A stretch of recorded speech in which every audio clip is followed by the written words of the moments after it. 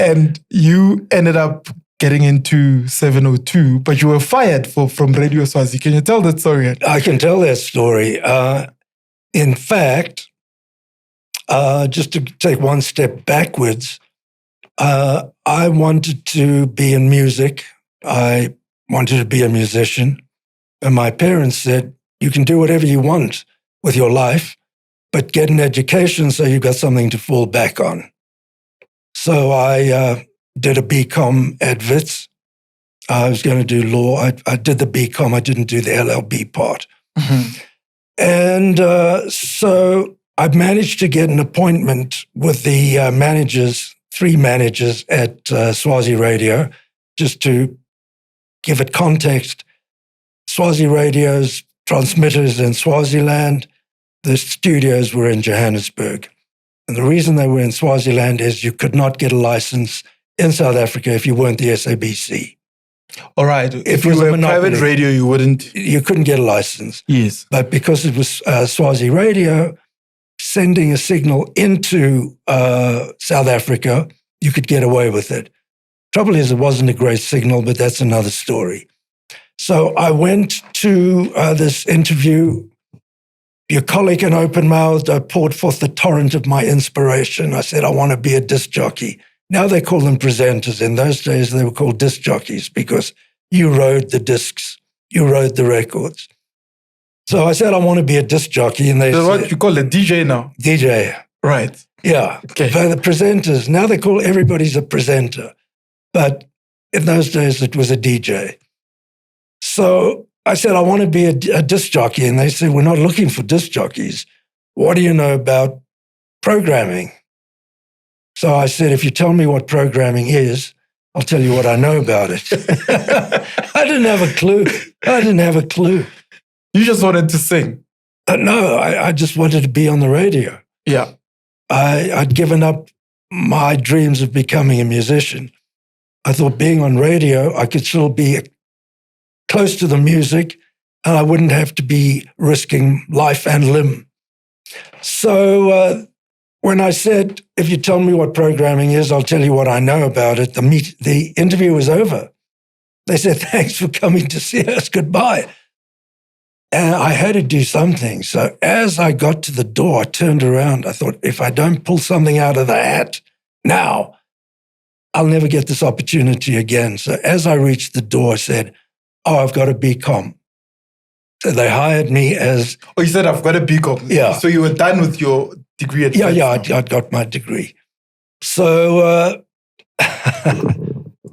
they hired me as an administrative assistant, which is basically the office boy. It wasn't what I had in mind, but it's a difficult industry to get into. It's a closed shop.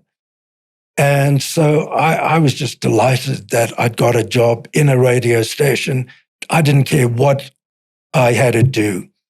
And I learned 4 things in life, which I still apply to this day and would apply to anything anyone does in any industry.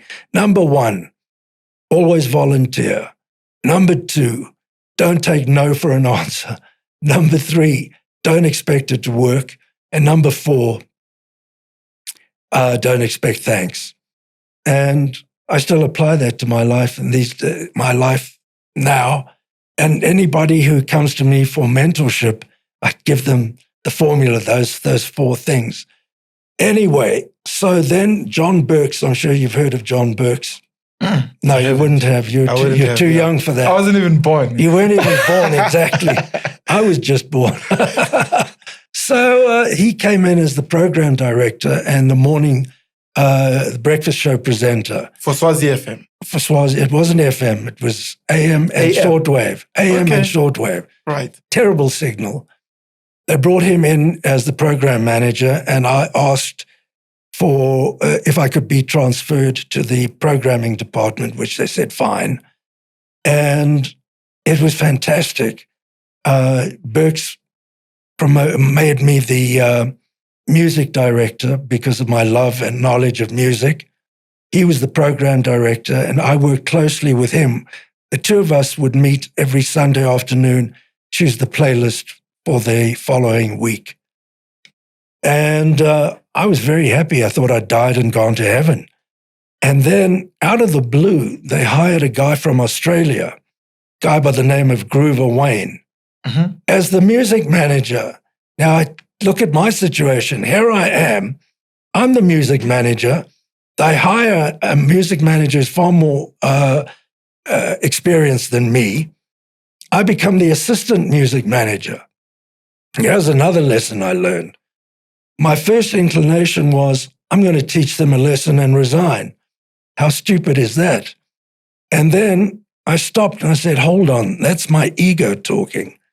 If I stay put and I stick around, I will not only know what I know about radio, I will know everything that this guy knows about radio. So I decided... He's coming with the experience now. He came with experience. He came from a big market, Australia.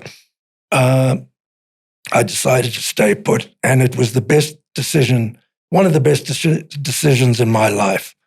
But he had a blowtorch personality. He was this, the kind of guy who brightens up a whole room when he walks out. This was Groover Wayne. He was just a dislikable person. And he got fired because nobody could get on with him. And I got my job back. I was now music director again. And back working with Burks, which was just wonderful. And he's fired. And then Burks didn't get on with the station manager. There's a story here which I'm building up to.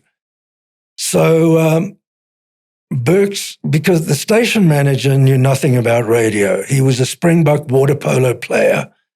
And so they thought with his the South African water polo player. Yeah, so the Springbok. So he was famous. Huh? He was famous. He was famous. Yeah. Okay. So they thought with his fame, he would be able to open doors. Like bring in numbers or what? Open doors and bring in numbers. Right. But he knew nothing about radio. Nothing. What he didn't know about radio would fill a warehouse.